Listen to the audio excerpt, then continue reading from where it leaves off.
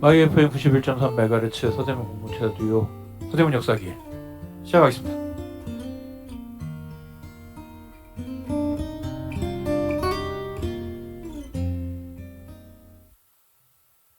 네, 서대문 역사기 영광관입니다. 네, 안녕하세요. 박정수입니다. 네. 그 6시에 했던 주민서대문 아까 그 한참 앞에 했었던 주민서대문에서 진행하시는 또 다른 프로그램. 네. 그래서 그 이제 출마를 하신 분이 나오셨는데 계속 나오고 계시죠? 네, 매주 이제 나오죠. 이제 이번에 예비 후보? 예비 후보들이 나오시는 예비 거죠? 후보 그리고 뭐 출마를 선언하신 분, 뭐 출마할 거가 분명히 예상되시는 분들 뭐 다 이렇게 저도 그거는 이제 유튜브로 계속 보고 있습니다. 예. 조회수가 굉장히 많더라고요. 굉장히 많다고 그러면 우리 되게 좀 나오는 편이죠. 근데 어쨌든 이번에는 이제 그 이동호 후보라고 서대문 을에서 나오는 이제 국민의힘 예비 후보를 현수막 본 적이 있는 것 같아요. 그렇죠. 역사와 관련 우리 좀 역사 방송인지라 이제 네. 그 좀 이렇게 이야기를 한 게 역사에 대한 이야기를 해서 이렇게 했었는데 어떤 뉴라이트 관련된 역사관이 이렇구나. 사실 새롭게 약간 느낌, 약간 홍범도 장군의 그런 얘기를 하셨어요. 그렇죠. 그래서 이제 뭐 육사나 이런 거에서 지금 어떻게 된 거냐라고 했는데 저는 약간 이제 홍범도 얘기만 홍범도 장군에 대한 이야기를 하지만 사실 이야기를 좀 들어보면 독립군과 국군의 어떤 이거를 끊는 약간 그런 느낌. 그러니까 독립군과 이 흐름이 없다, 관계 없다. 약간 이런 입장인 것 같더라고요. 그래서 제가 판단할 수 있는 근거는 제 나름의 판단의 근거는 있습니다만 들어보신 분들이 또 나름대로 좀 판단을 하지 않았을까라는 생각이 드는데 일단 제가 가지고 있었던 어떤 역사의 인식과 뉴라이트 쪽에 계신 분들하고 역사 인식은 굉장히 좀 차이는 많이 나는구나라는 걸 새삼 느꼈어요. 네. 그러셨군요. 재밌는 자리였습니다. 사실. 네. 저는 사실은 뉴라이트 관련된 분들을 뭐랄까요? 그러니까 글이나 약간 이렇게 간접적으로 접한 그러니까 직접 그런 분과 이런 주제로 대화하실 기회가 사실 많지 않죠. 전 처음이었어요. 그래서 처음이었는데 그래서 약간 신선하고 그랬던 경험이었습니다. 예. 이게 약간 할 얘기는 되게 많습니다만 그 얘기를 할 건 아니지만 아니면 저희 방송 쭉 들으신 분들은 이제 어떤 느낌인지 아실 거는 같아요. 저희 또 하던 기조가 있으니까. 저희 방송 좀 나중에 다시 듣기나 이런 걸로 올라오면 한번 이렇게 비교를 해보시면 되게 재밌지 않을까 하는 생각이 들었고 같이 한 자리 안 있기를 저는 다행이다 싶은 생각이. 아니 근데 제가 때는 본선거 나오고 이랬을 때 분명히 이게 그렇죠. 어떻게 보면 또 화두 중에 하나가 될 수도 있겠구나. 왜냐면 역사관에 대한 그럴 수 있겠습니다. 국회의원이 나라에 대해서 가지고 있는 역사관에 대한 문제는 분명히 약간 검증의 대상이 될 가능성도 있기 때문에 토론에 대해서 국민의힘 출마하시는 거죠? 그 안에서도 스펙트럼이 넓지 않겠습니까? 굉장히 넓은 것 같더라고요, 생각보다요.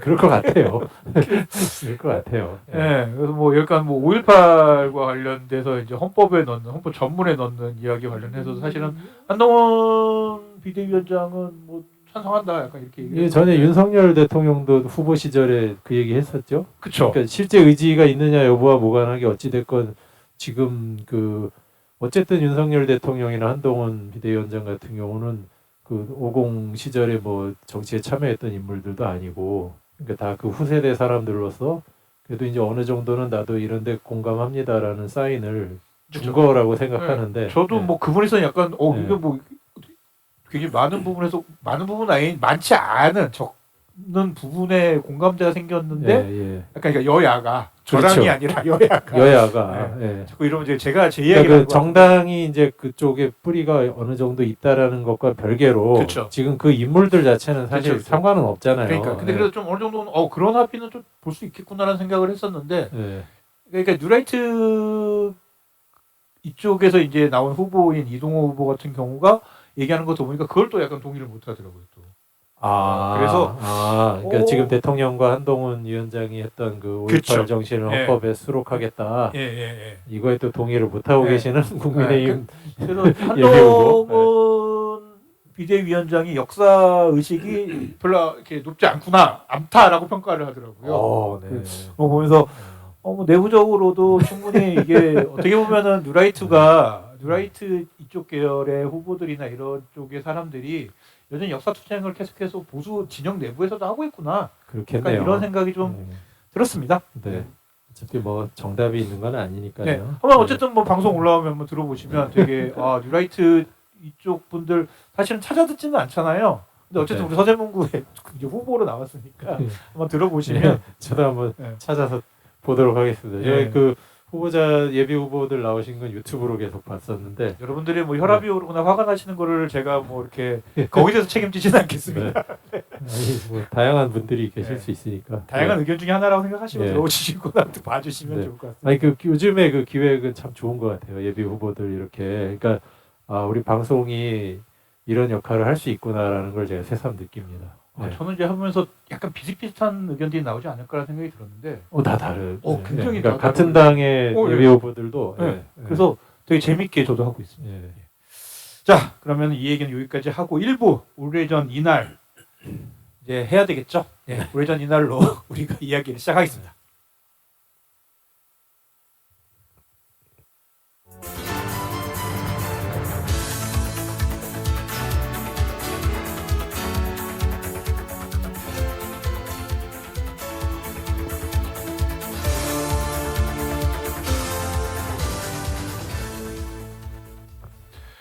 네, YFM 91.3MHz 서대문 공동체 라디오 서대문 역사기행 1부 오래전 이날 시간입니다. 뭐 방송이 있는 주간에 서대문의 역사를 이야기를 하는 시간이죠. 1월 14일부터 1월 20일까지 무슨 일이 있었는지 알아보겠습니다.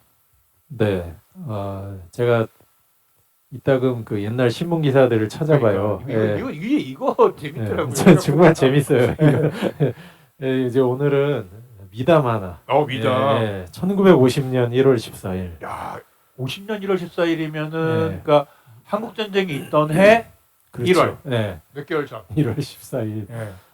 현저동에 사시던 그때 어. 이재원이라고 하는 주민이 네네.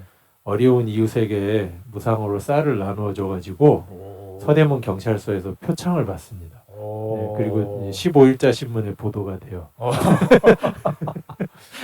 이때는 본명을 다 깠어요. 보면. 예, 뭐 주소도 다 나와요. 진짜요? 네, 주소가 다 나옵니다.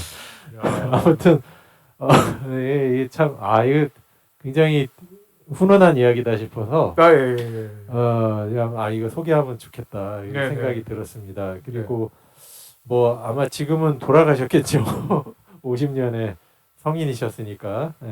그러셨겠죠. 네, 돌아가셨을 거예요. 아무튼 이제 그 신문 기사 제목이 어떻게 나왔냐면 빈민에게 무상으로 쌀 분배 시내 현저동 이재원 씨 미거라고 해갖고 이제 그 들것자 써서 왜 의거 뭐 이런 거 쓰잖아요. 들것자인데 이제 그 어떤 그 일을 벌이고 행위하는 의미로도 쓰니까 그러니까 위로운 일을 했다는 의거 이러잖아요. 예쁜 이고 아름다운 일을 했다. 이제 미거라는 표현을 이때는 이런 표현을 또 썼구나 일상적으로. 예. 그 내용을 보니까 그 당시 이제 쌀값이 많이 올랐다는 거예요. 갑자기 물가 오른 거죠. 네, 그래서 이제 그 전에 한 1년 정도 쌀값 관련한 기사들도 쭉 찾아봤는데 그 1년 사이에 계속 그 쌀값 오른다, 뭐 조금 내렸다, 또 오른다, 내렸다 이게 막 계속 들락날락 하면서 아무튼 좀 그때 좀 이슈가 됐었나 봐요, 이게. 이제 겨울인데다가 그치. 그러니까 이제 얼마나 좀 어려운 분들이 많았겠어요. 이 시점이 제일 추울 때잖아요, 사실. 그러니까 1월 초 이럴 때 빈곤한 사람들이 굶고 있는 것을 보고 없는 돈을 내어 독리에 빈곤한 사람들의 쌀을 무상으로 분배하여 준 쌀값 폭등이 빚어낸 미담이 있다 이러면서 이분이 이제 제분업자 현저동에 살던 제분업자면은 밀가루 네. 이쪽 일을 하시는. 예. 근데 이제 이제 쌀도 같이 취급을 했었나 봐요. 근데 1월 12일에 가게에 동네 사람이 한 사람이 찾아왔는데 돈이 없으니까 입던 저고리를 벗어주면서 쌀 한 대를 외상으로 좀 달라고 부탁을 하는 모습을 보고 이 모습에 이제 기사의 표현이 의분을 느끼고 10만 8천 원을 들여 쌀 6가마니를 사서 6가마니. 네, 현저동 빈민 120호에 각 5대씩 나누어 줬다는 거예요.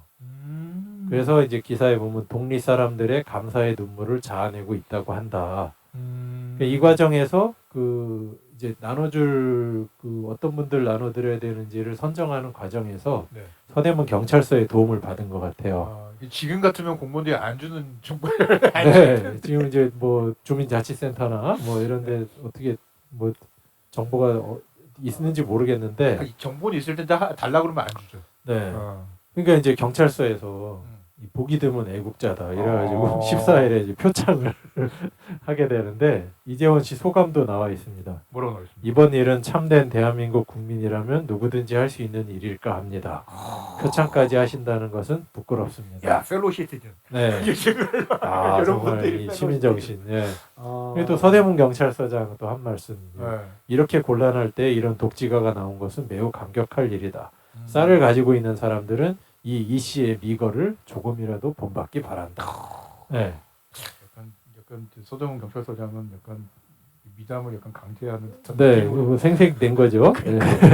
그러니까 정말 그 한 1년 사이에 쌀이 수시로 오르내리기를 이제 쌀값이 반복하는데 고에게 49년에 보면 기사에 이런 기사가 많이 나옵니다. 미국 매점. 매점에서. 네, 매점 문제가 계속 기사로 다루어지고 이걸 엄벌하겠다. 네. 그래서 뭐 이런 기사들이 많이 나오고 49년 6월에 또 재미있는 기사가 하나 나와서 그 당시 이제 풍경을 알려주는 서울시장이 기자회견을 하는데 거기서 이제 그 여러 질문들이 나왔을 거 아니에요. 그 쌀값 조정책 질문이 나왔어요. 그 어떻게 잡을래? 네. 물가 그러니까 어떻게 이제 잡을래? 약간. 서울시장 말이라고 그러면서 기사에 그대로 인용이 되는데 쌀값에 관하여서는 무어라 말할 수 없다. 당분간 묻지 말기를 바란다. 제가 이거 준비하면 사실 옛날 기사들 있다고 찾아보는데 참 재밌는. 약간 이런 재밌습니다. 기사들 보면 네. 저는 무슨 생각이 드냐면 이렇게 요즘에 우리가 약간 중남미나 이쪽 기사들을 흔히 외신발로 이렇게 네, 좀 어이없는. 이거 진짜 어이없을 것 같은 기사들 읽어보실 때 있잖아요. 네. 한국도 옛날에 이랬구나 진짜. 근데 다르지 않았구나. 당분간 묻지 말기를 바란다. 당분간 묻지 말기를. 지금 시장이나 뭐 이런 기관장들이 그런 식으로 대답하면은 거의 뭐 네. 그냥 사퇴해야 돼. 그러니까 장관이 그런 식으로 얘기하면 장관 사퇴해야 되지 않을까요? 그렇죠. 네. 당연히 그런 여론들이. 그럴 것 같습니다. 네. 그리고 아까 문득 그냥 한번 계산해 보니까 이게 이분이 굉장히 일을 했다는 게 뭐냐면 5대면 대충 한 4kg 정도더라고요. 네. 아껴서 죽 써서 먹고 등등등 하면은 웬만한 집들이 잘 버티면 한 달 가까이 버틸 수 그렇죠. 있는. 네, 그럴 수 있겠고 네. 뭐 6가만인가 샀다고 하셨는데 지금 계산해도 지금 쌀값이 사실 그 옛날 그 이때만큼 높은 건 아니잖아요. 그렇죠. 전체 물가 비례해서. 그래도 지금 그 정도 살래도 100만 원이 넘어가는 건데, 그러니까 참 진짜 보도될 만한 일인 것 같습니다. 네. 첫 번째 이재원 씨, 이재원 선생님, 선생님, 서대문 경찰서에서 표창을 받았습니다. 네. 1월 14일에요. 1950년. 네, 두 번째 소식. 두 번째 같은 1월 14일입니다. 네. 1989년이고요. 이 광주 민주화 운동을 직접 다룬 아주 그 초기에 독립 영화 중에 오 꿈의 나라라는 영화가 있었어요. 아시죠? 네. 서대문에 소재했던 예술극장 한마당이라는 곳에서 이제 국내 최초 개봉을 합니다. 1989년 1월 14일. 28일까지 원래 예정이었었고요. 네. 이 영화는 그 장산곤매라는 그 영화사에서 이제 그런 나중에 그 여기 유명한 영화가 파업전야인가? 파업전야. 막 학교에서 틀 때 막 대학교에서 틀 때 대학교 무작 다 뜯기고 막 다 이게 이제 그 오 꿈의 나라도 그렇고 파업전야도 그렇고 결국 학교에서 다 보급이 된 거죠. 대학생들이 대학교에서 16mm 독립 영화예요. 그 광주 민주화 운동 그다음에 이제 그 배우로 이제 이야기되고 있었던 방조자 내지는 미국에 대한 이제 고발성 영화고 요게 그래서 아무튼 그 예술극장 한마당이라는 곳이 마침 그 직전 뭐 얼마 전쯤에 서대문에 이제 신촌에 문을 열어가지고 창천동이었습니다. 창천동 문을 열어가지고 여기서 뭐 그런 이제 뭐 민족극 뭐 예술 뭐 이런 공연들 많이 했었는데 여기서 개봉을 하게 된 거고 당연히 당시 이제 문화공보부 그래서 이제 고발을 해가지고 검찰이 이제 압수수색 영장을 청구를 하고 그런 일들이 있었어요, 실제로. 그러고 이제 재판을 받아서 실제로 그 제작자하고 이 상영관 대표, 그 당시 대표가 유인택 씨였는데, 아, 유인택 씨. 지난 문재인 정부 때 이제 예술의 전당 그 사장인가 이사장도 하시고 지금 경기문화재단 네. 이사장인가로 계시더라고요. 유인택 씨도 이제 벌금형을 받았고, 음. 그러고 나서 극장은 그 김명곤 씨, 아유. 네, 배우, 이제 또 문화부 장관을 했었죠. 언젠가 하셨죠. 네. 김명곤 씨가 이제 그 극장을 이어받아서 극장이 해화동으로 나중에 옮기게 됩니다. 아무튼 서대문이 옛날에 또 소극장 천국이었던 시절이 있었죠. 그쵸. 대학로로 다 넘어가긴 했지만. 네, 지금 그때 했던 것 중에 하나 지금 우리 그 서점 어디 있습니까? 그 서점 홍익문고 꼭대기층에 꼭대기에도 맞아요. 거기가 연극하던 연극하던. 극장이었어요. 저도 고등학교 때 거기서 연극 본 적이 있습니다. 네. 친구들이랑 가서. 맞아요. 그런 것들이 서대문 신촌 일대에 많았었는데, 그쵸. 신촌 이대 일대에 다 대학로로 넘어가게 됐죠. 네. 아무튼 이 영화가 그래가지고 사실은 그 이제 사전 심의도 당연히 안 받았고요. 네, 이제 이런 걸로 건 거죠. 사실은 네. 문화공법에서는. 근데 16mm 독립영화라 당시 영화법의 적용 대상이 아니었을 거예요. 그런데도 불구하고 아무튼 걸었다는 거고, 그러다 이제 대학가 영화 서클 중심으로 이제 배급이 된 거고, 이때 사실은 이제 그 독재 투쟁, 반독재 투쟁이 이제 문화적인 영역으로 확산되는 한 장이 그 영화판이 된 거죠. 그렇죠. 그래서 맞아요. 많은 수의 그 학생들이 내가 영화판에 뛰어들겠다 이제 그쵸, 결심하게 그쵸. 되는 계기가 이때 생겨나고, 그게 지금의 한국 영화 엄청난 거장들이 네. 생겨나게 된. 다 연결되죠. 그렇죠. 그러니까 이때부터 이런 이제 주류 영화와는 다른, 또 이 충무로 영화와는 다른 문법의 이제 독립 영화들이 먼저 제작되기 시작했고, 그런 게 또 이거가 계기가 돼서 영화 사전검열 그 위원 심판으로도 이어지게 되었고, 그렇죠. 아무튼 그런 이제 중요한 기점이 되었던 작품이자 그런 상영이었다고 이제 이해하시면 되고요. 근데 재밌는 게 이때 그 검찰이 압수수색 영장을 청구를 했는데 그걸 판사가 기각을 했어요.